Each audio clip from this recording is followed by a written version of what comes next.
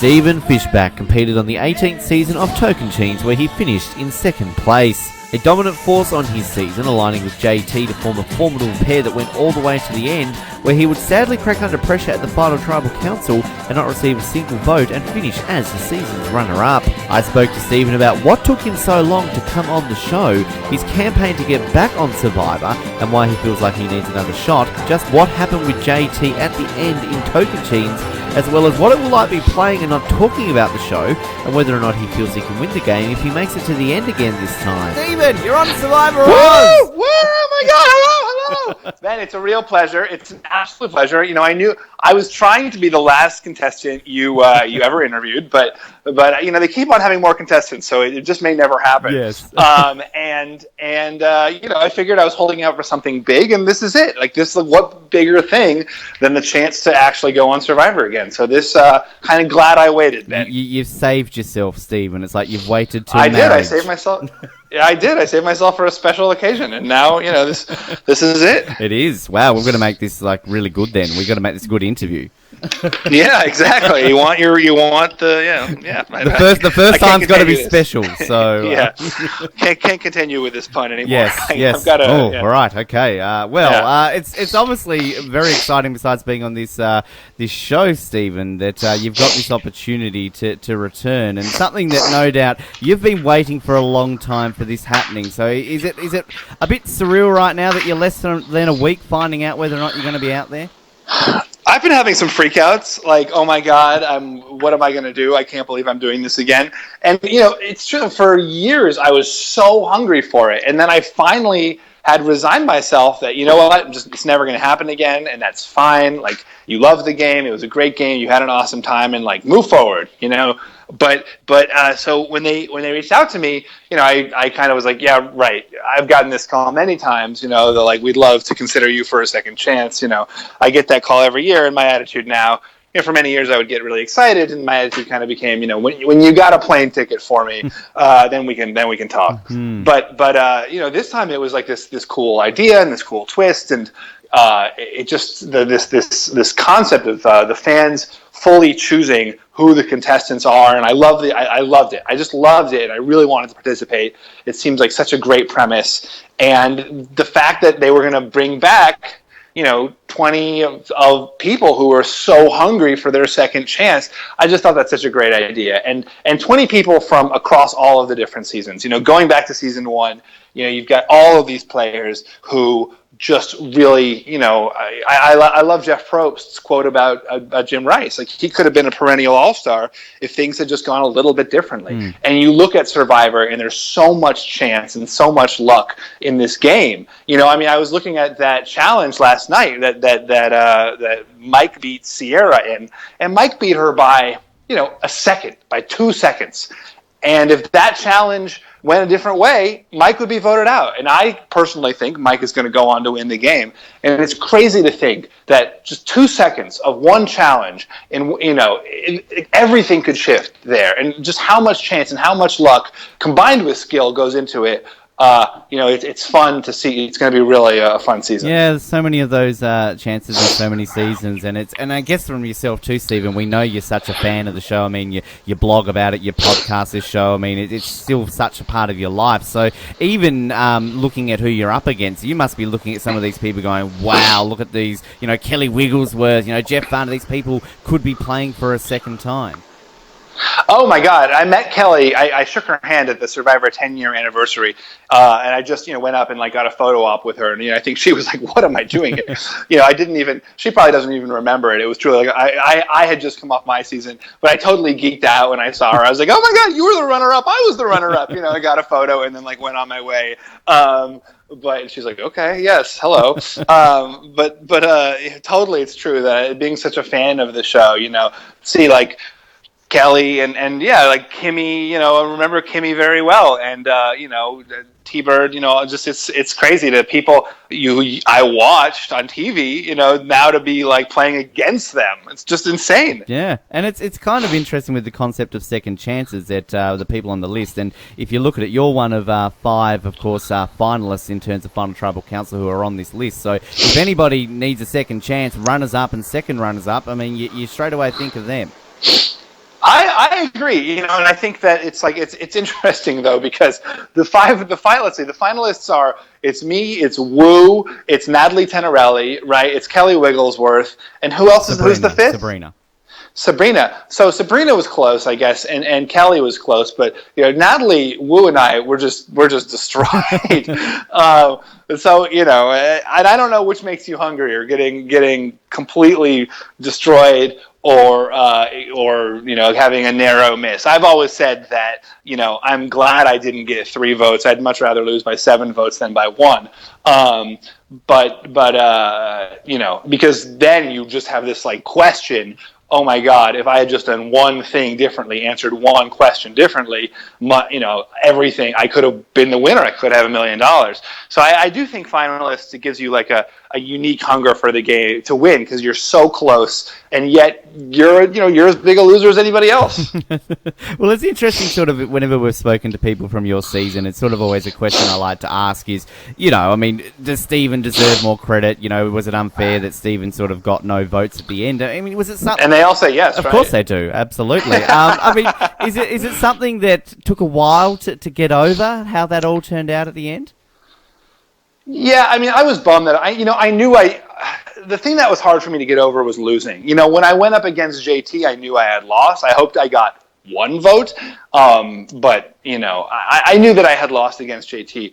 I played a really hard game, and I think there was 1 or 2 inflection points where I was very close to winning the whole thing. And in the final challenge, JT and I basically dropped balls at the exact same time, and I happened to drop mine a fraction before he did. So it's if I had caught 1 more ball in that final challenge, I could be the millionaire winner of Survivor Tocantins.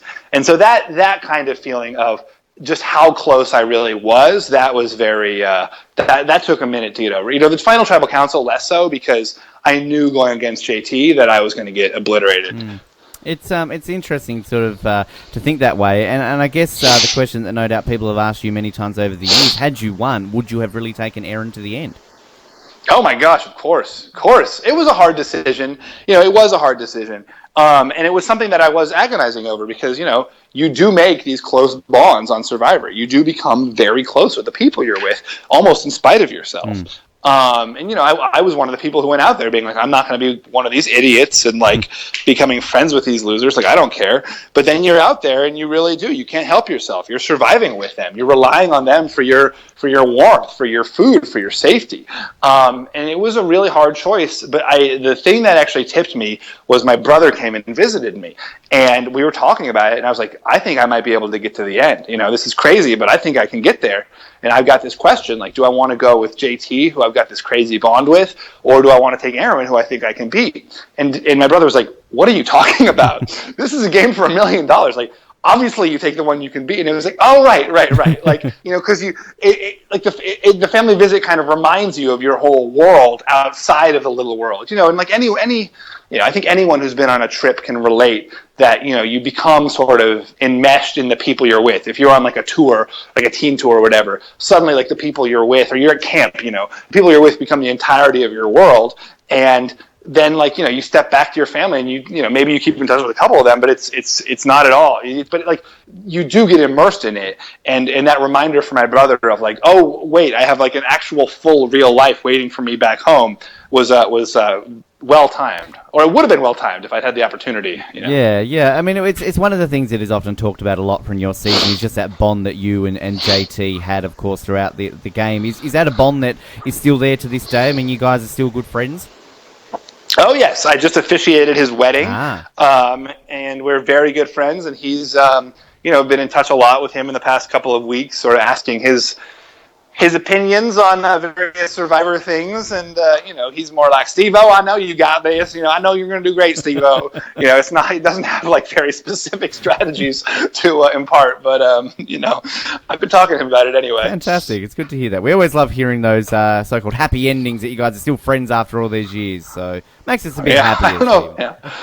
Yeah, I wouldn't use those exact words, but for sure. Yes, no, I was a bit cautious using the words happy endings, but exactly. You know, we don't want to turn this down a certain level. But in terms of the campaigning, though, I mean, you're obviously, as I said, you blog about Survivor Weekly. You're a know-it-all in the nicest possible way, of course, there, Stephen. I mean, how are you finding now, sort of using that to your advantage, I guess, and trying to get the votes? Do you feel that sort of helps your presence out there in the community?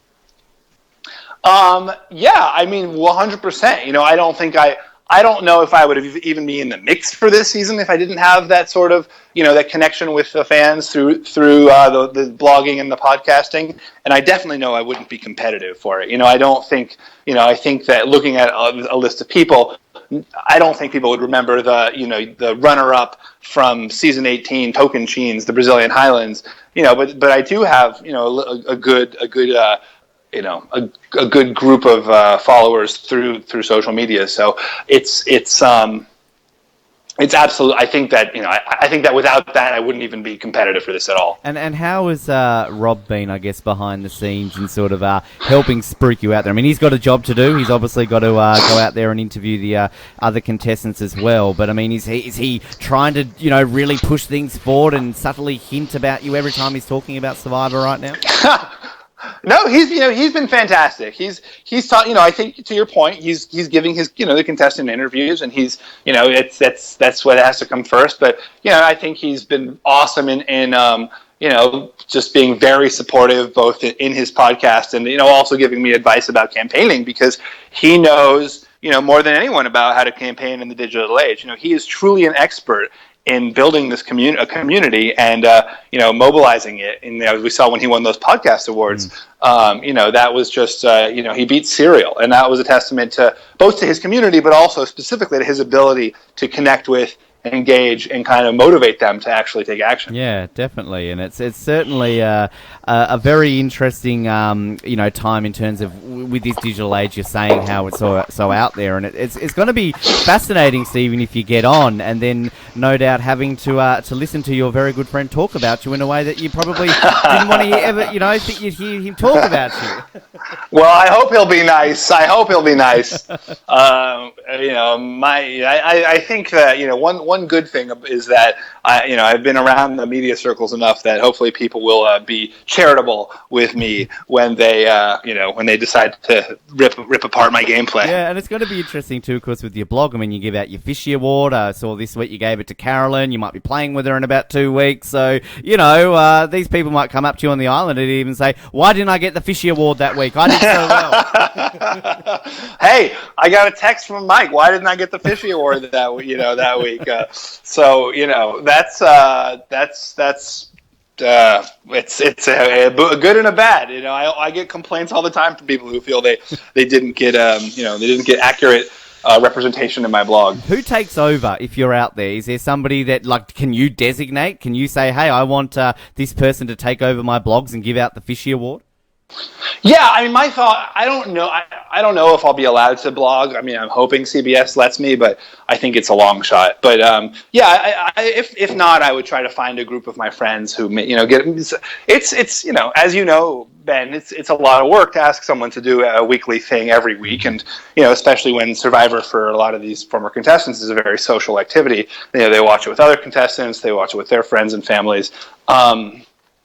So my thought is I'd break it up with a group of people, try to find a couple, get Sophie to write a few, maybe ask Cochran to write one. And it would be interesting actually then handing out the awards. I can see if Cochran gave out the award, would it be called the Cocky Award or?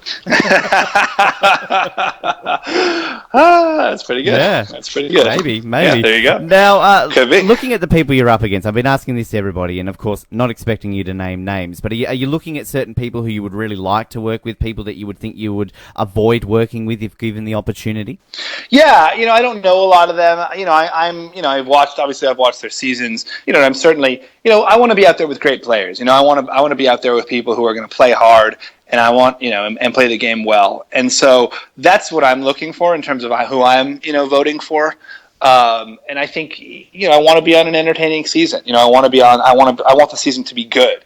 And so all of those things. And for the most part, I think just about everyone with, I think would really contribute to that. And it's a pretty good success rate, we should say, from Tocantins for returning players. I mean, JT made the Emerging Heroes villains, Coach, finalist South Pacific, Tyson obviously went on to win again. So, look, you got to think of that track record from your season for returning players. I know, it's big. If I won, Tocantins would be the winningest season ever. Yeah. So that's, I got to make the Tocantiners proud. Yeah, exactly. Yeah, no, I mean, it's of course, not just those guys. Then Cochran goes out and it's like all my friends. Whenever they go out, they win, and it certainly weighs on me. I gotta. Otherwise, I got a lot of explaining to do. No pressure then at all, is there? Yeah, exactly.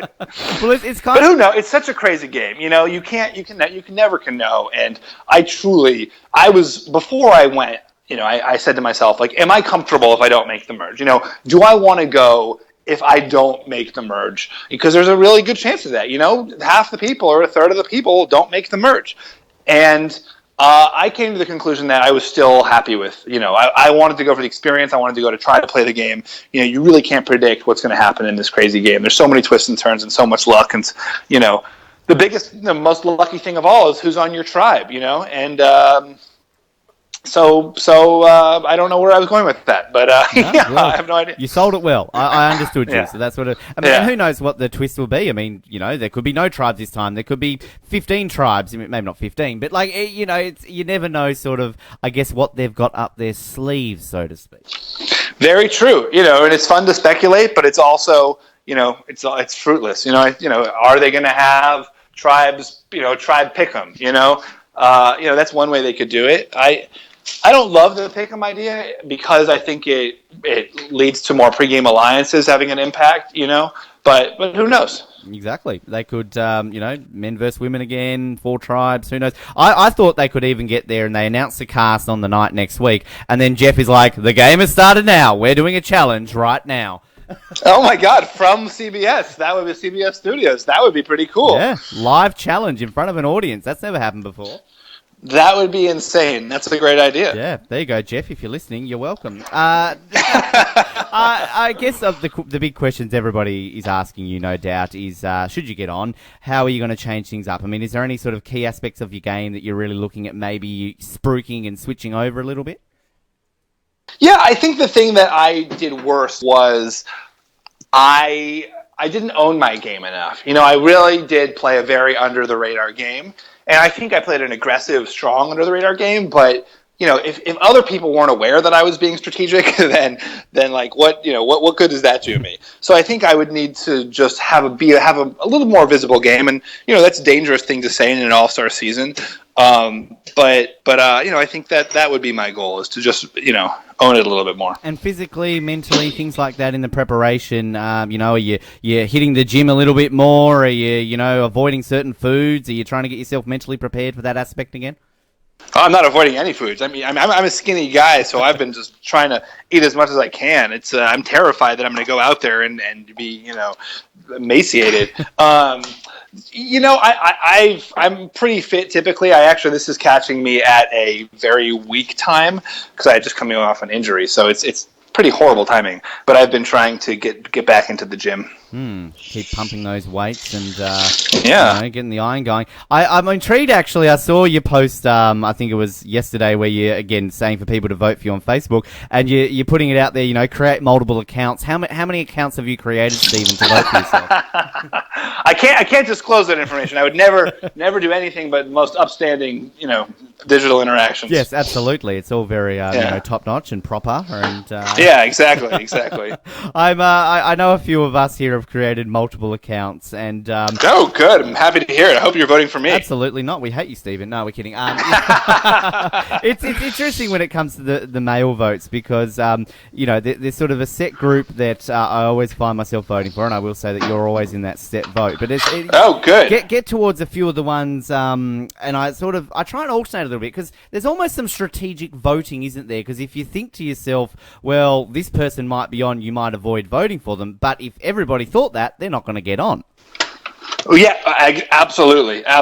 Like, don't I think that's what's good about the 10 votes is that you can still vote for that favorite who you think is a lock. You can still vote for Spencer or whatever, and then also vote for like maybe the more obscure candidate who you also really want to see get on. Yeah, and it's also interesting. Kind of, there's a few of you on this list that we know are super fans, that we kind of all know that you're out there in the media a lot. I mean, it would be very interesting to see like yourself, Spencer, Max, like all playing together, because I feel that you guys are sort of very similar in many aspects of how you play the game and how you are outside of the game.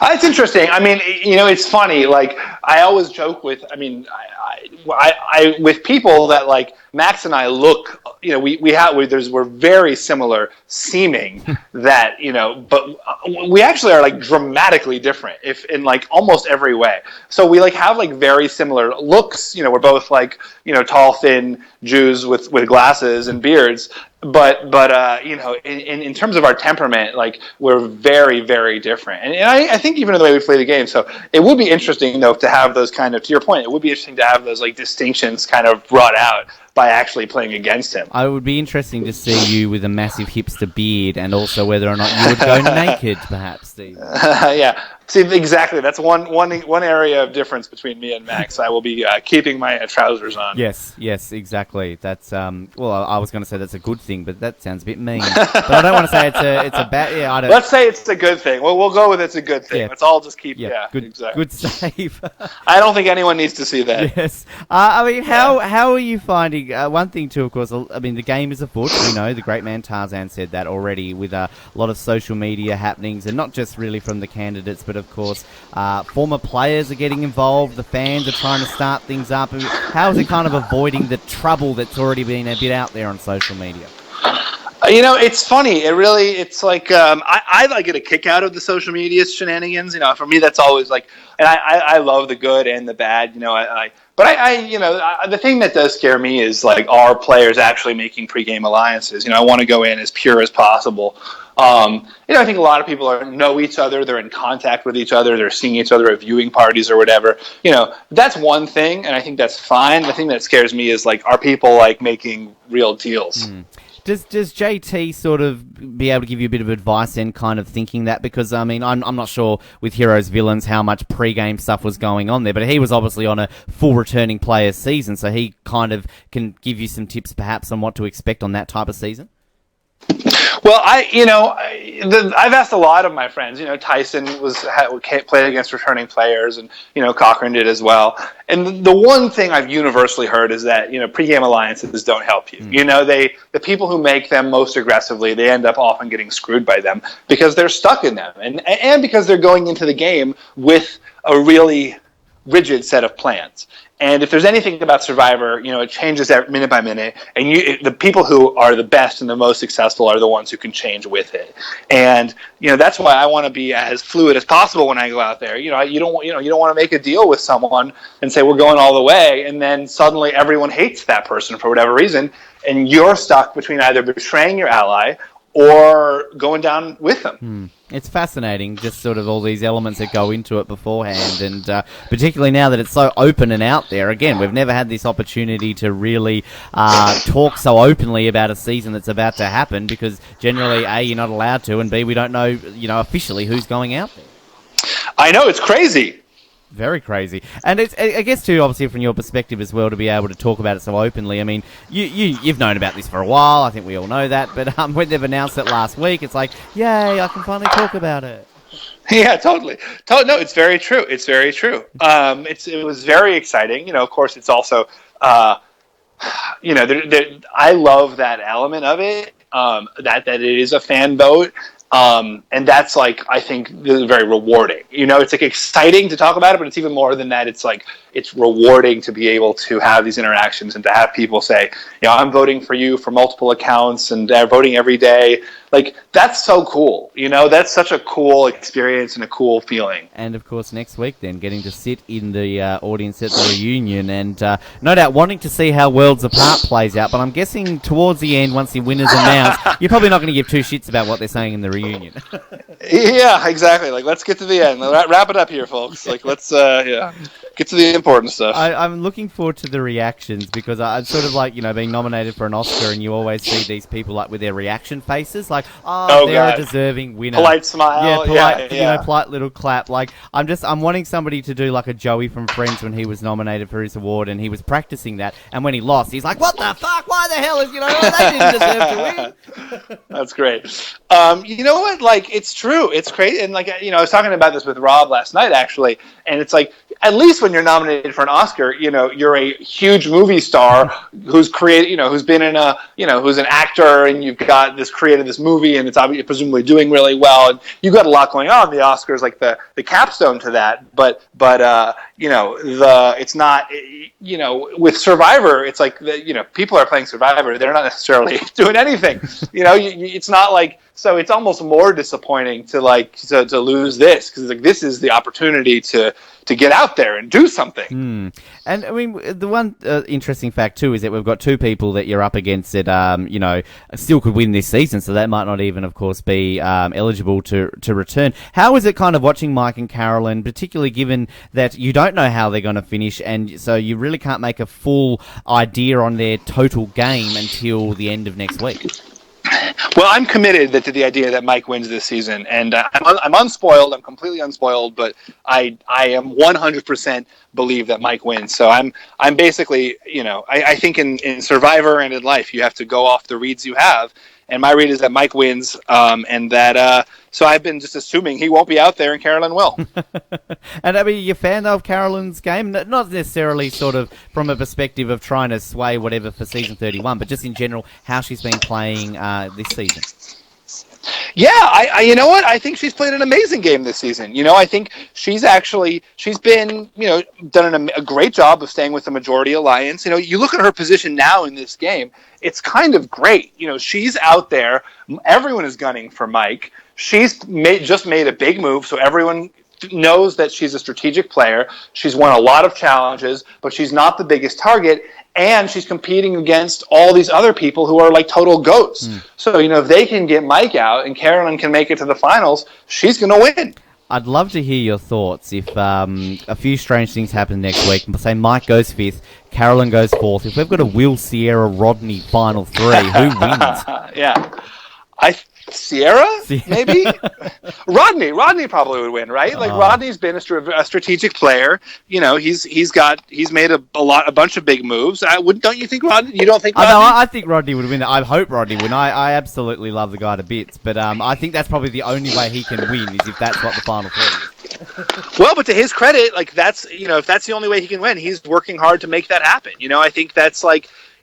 Just because he's bringing ghosts, that's more credit to him for bringing people he can beat to the end. Totally disappointed he didn't make the cut for this, final 32 as well. I know. Do you know what happened? Do you have any idea what happened? I don't actually. Yeah, me neither. Yeah, it's kind of interesting because a lot of people, I think, when they released it, they were straight away like, "Oh, Mike and Carolyn don't win because they're on the list." But of course, Jeff had to come out and explain, well, if one of them wins.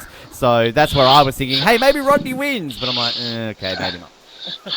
Yeah, I mean, I would love. I think being on a season with Rodney is probably less fun than watching a season with Rodney. But I do think he's such a big character. People really don't like him, and I think he said some things earlier that were maybe more offensive. But I've been a Rodney fan and supporter. Yeah, absolutely. Now we're going to get a couple of listener questions here, Stephen, and let you answer our famous 5 questions because we can't let you escape those ones. But I want to give you the opportunity. I'm doing this with all the second chance interviewees here. Stand on your soapbox, Stephen. Speak to the listeners. Why should they vote for Stephen Fishbach to return for season 31? Yeah, I think it's just I think it's because I'm such a fan of this game. I've been since I think I played a strong, aggressive game in Tocantins.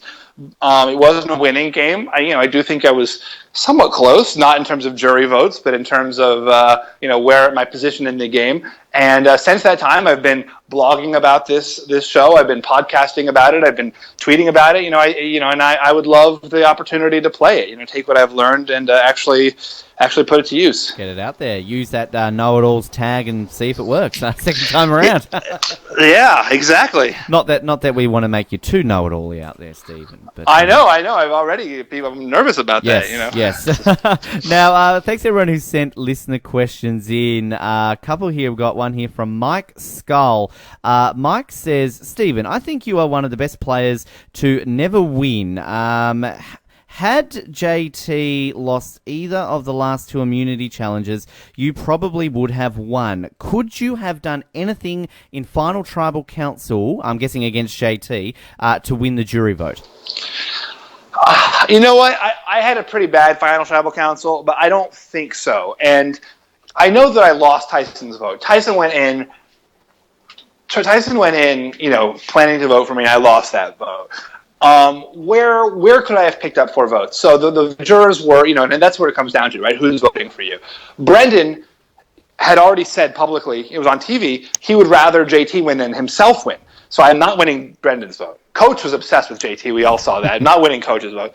Debbie was more obsessed with JT. She also had said, that she wanted JT to win more than herself. So I'm not winning Debbie's vote. So those 3 votes are out the door right out of the gate. So that leaves, Aaron, Taj, Tyson, who I said whose vote I lost, and who am I forgetting?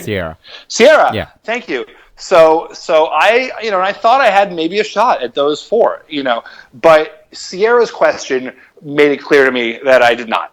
Sierra's question was, JT, what she said, JT, the only thing you did wrong in this game was you brought a weasel like Steven along with you. So she tried to make some drama. I may not vote for you, JT, because you brought this weasel Steven with you. And it's really? Then you have to vote for the weasel Steven. Clearly Sierra was voting for JT too. So I don't think there was anything I could do at that point. Is there something I could have said to get Taj's vote? I don't know. I really don't know, actually. I wonder. And I had Tyson's vote. And then Aaron's vote was, I think Aaron was always voting for JT. I think she just felt that he needed it more and probably that he deserved it more. Sierra actually said, I think on your podcast, Ben, that she felt that because I'm Jewish that I would make the money anyway, so she was going to vote for JT. So right. That was, I guess, working against me. Yeah. Wow. Gee, I'm glad to know we've got a listener out there, Stephen. Thank you. I appreciate that. Yeah. Thanks, Mike, for that question. Now, Irish Survivor fans sent in a few questions to a bunch of the guys who got in interviews, and they're all questions that none of you will answer. I'm still going to ask it to you anyway, though. He says, do you plan to be in a duo again this season, or would you rather do what Natalie did in season 29, where she didn't have a partner in crime? Yeah, I don't know. It's funny because this season, it's interesting. You see how these duos are.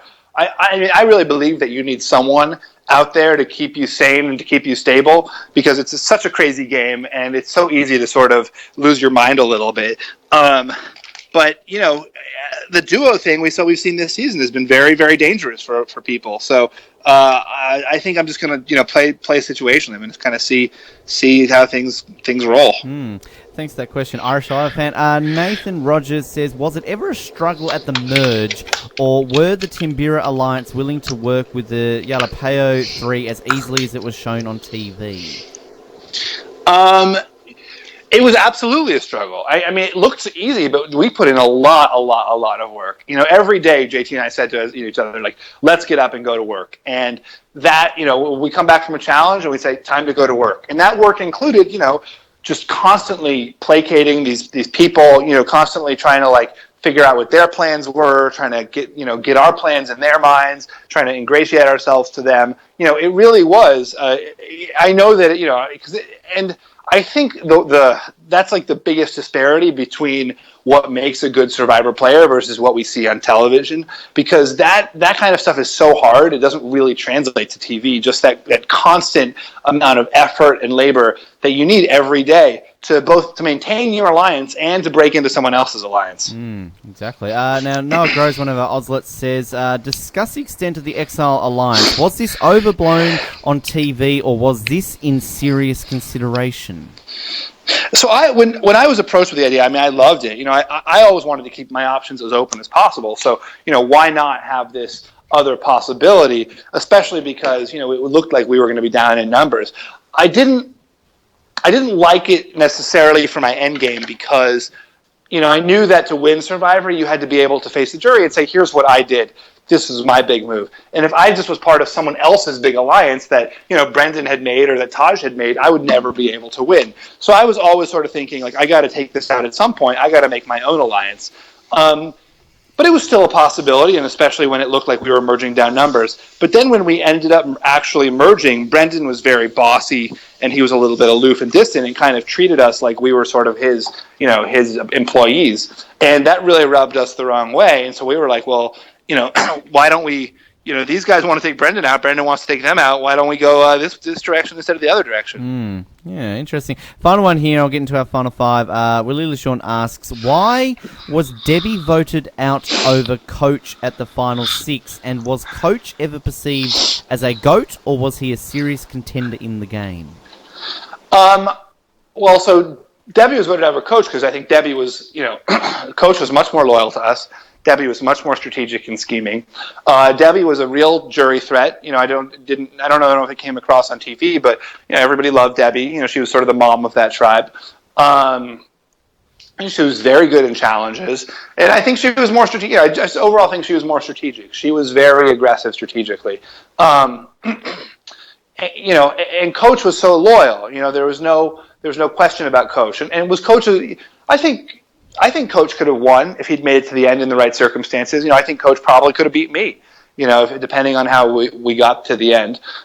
He certainly couldn't have beaten JT. He couldn't have beaten Tyson. So it's he might have been a GOAT for some people, but it all comes down to like who the actual votes are, like what the actual numbers are. Now, one question actually, I wasn't going to ask this one, but I want to put this to you because I know as a fan you are and all this sort of stuff and how much you love Survivor. We did earlier this year. We ranked every single contestant who have ever played Survivor. 442 contestants down to one. Took us 34 hours. Yes, we have no life. Wow. But Zachary Chong, one of our listeners, he always likes to hear thoughts on where you place. Now, Stephen, you finished 39th out of 442 contestants. So Zachary wants to know, how do you feel about your Survivor Oz ranking of 39th?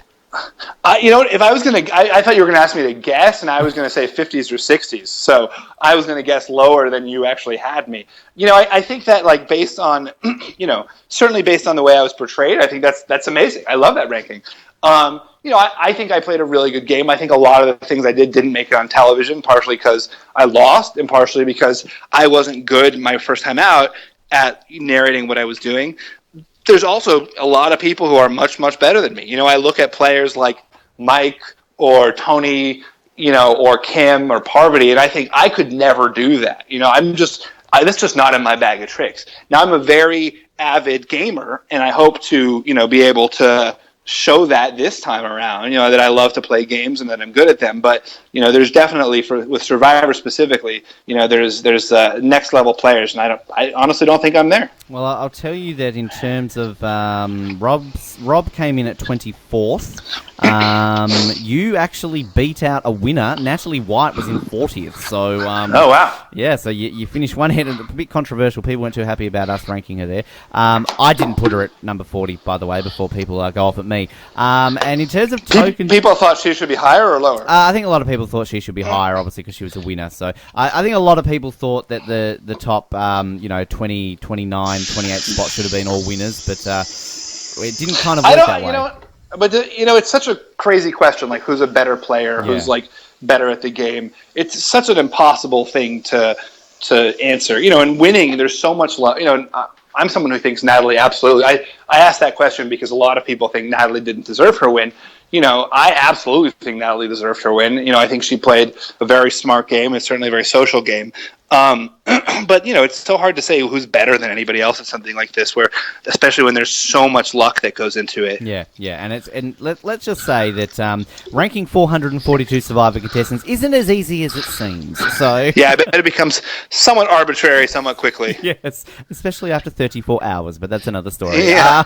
Now, thanks everyone who sent listener questions in, Stephen. We ask all our guests for the first time a set of Survivor-based questions, and I'm expecting good things from these because if you get these right, you will get on season 31. So, oh wow, no that is a lot of pressure. No pressure at all. Yeah, exactly. Question number 1: what are 3 things you learnt about Jeff Probst during your time on Survivor? Oh, He likes cookies. I learned that. I know that he likes cookies. He eats lunch on the show. I don't know. I guess that's not that interesting, but I learned that. And he doesn't. We had this idea that Jeff Probst stayed in some like ritzy production house, or some like mansion, and he like choppered in every day. And I think Jeff Probst stays with the crew. I think I learned that, which I didn't know. Yeah, there you go. He's still just Jeff from the block. He's Yeah, exactly. hanging with the crew. Question number 2: what is your favourite and least favourite season of Survivor? Favorite is Heroes versus Villains. That's an easy one. Least favorite is so hard. It's hard for me to rank that because I watched a lot of them. Trying to study the game. It's hard for me to say. I honestly, I don't really have a least favorite. I really enjoy them all in there. Rob always says that quote that I think it's a takeoff of a Woody Allen quote that like Survivor's like pizza, even when it's bad, it's good. Yep. So I don't really. Yeah, I like them all. I think I didn't love Fiji the first time I watched it.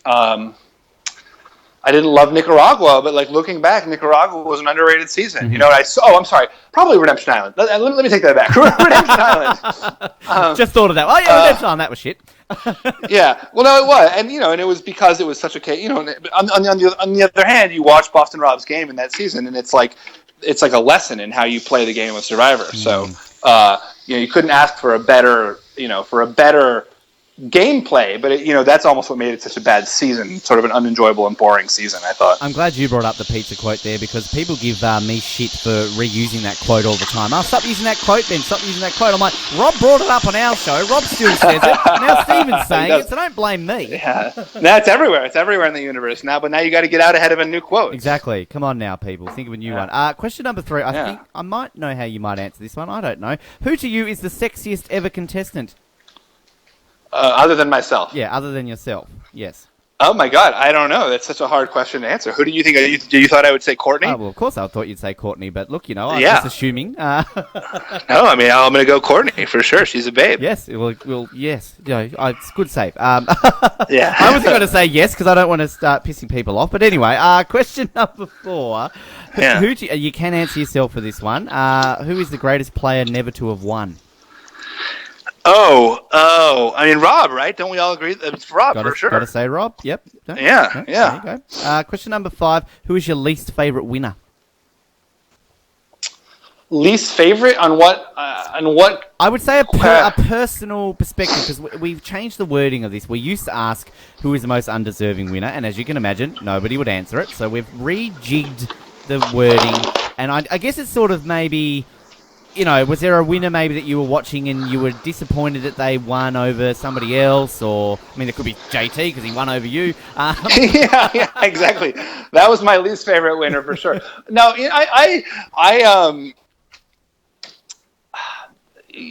Fabio, I was rooting for. I was really cheering on Fabio in the moment. But, you look at the game Fabio played versus the game like Sash played, and it's like, that kind of bummed me out, that he sort of just kind of, ran in at the last moment out from the sidelines with his flowing hair and won it all when Sash had played like such a strong game the whole season. Okay, good answer. Final question for you today. Stephen Fishbach, in the history of Survivor, who to you is the greatest ever player and why? Kim, easy answer, Kim. Kim, she's magic. Kim is... First of all, she dominated her first season in a way that nobody has dominated their first season. I don't think. You couldn't even say Tony or Mike has dominated their season in the way that Kim dominated One World. She just ran the tables on that cast, and everyone, and she did it in such a nice, unassuming way. Everyone wanted to take her to the end, even knowing that she was the going to win. Yep. And, you could also say everyone says, well, that's because that was such an easy cast and you had all these recruits. And you could say that about any cast, though. Every cast is its own mix of crazy. Everyone has an easier, and everyone has an easier or harder time. And the fact that she was able to work with those personalities, so well. And I've met Kim just really briefly. And she is so charming. Whenever I meet these survivors, I'm on my guard because they're all, charming in their way, and they're all extroverts, and they're all, they're chosen for being extroverts and they're chosen for being charming. But then they're also, because of the game, they become like, they're all trying to win you over. They're all in their own way trying to like build an alliance with you. And even knowing that, when I met Kim, I was like so instantaneously like charmed and taken with her. And I just think that she's got this great ability, this great, inner kindness or whatever that I think if she played again, she would do just as well. I think she would win again. Completely agree. And I only get the pleasure of chatting to you guys over Skype or a phone, but every time I've had Kim on the show, there's just something about her that's engaging, and I'm like, hell yeah, I would form an alliance with this woman. Yeah. Really, totally. Yeah, can't avoid that. Stephen, this has been a lot of fun. I want to thank you very much for coming on the show finally. It's been long overdue, but we're glad we can get this done. And I want to say best of luck for the campaigning, the remaining few days. Best of luck for season 31, and we look forward to getting you back on the show after 31 as the winner of Survivor Second Chance. Let's hope, Ben. Thank you so much, and thanks for to all the listeners, the Oslets out there who have been listening. And this was really fun. I really appreciate it. And there we go, ladies and gentlemen, Stephen Fishbach from Survivor Tocantins. Great to have him on the show and chat about Survivor. And yes, obviously wishing him all the best of luck to come back on for a second shot next week. We get to find out next week whether or not he will be part of that cast of 20. We're assuming 20. They could always throw a spanner in the works and make it more or less. Who knows? But get out there, vote, cbs.com, click on the Second Chance logo. And of course, you can hear all our Second Chance campaign interviews, survivoroz.com. Subscribe to us on iTunes, easiest way of getting them. Like us on Facebook, follow us on Twitter, get on YouTube. There's a whole bunch of areas out there where you can listen to and find out more about Survivor Oz. But thank you very much for tuning in today. Thanks to Stephen again. My name is Ben.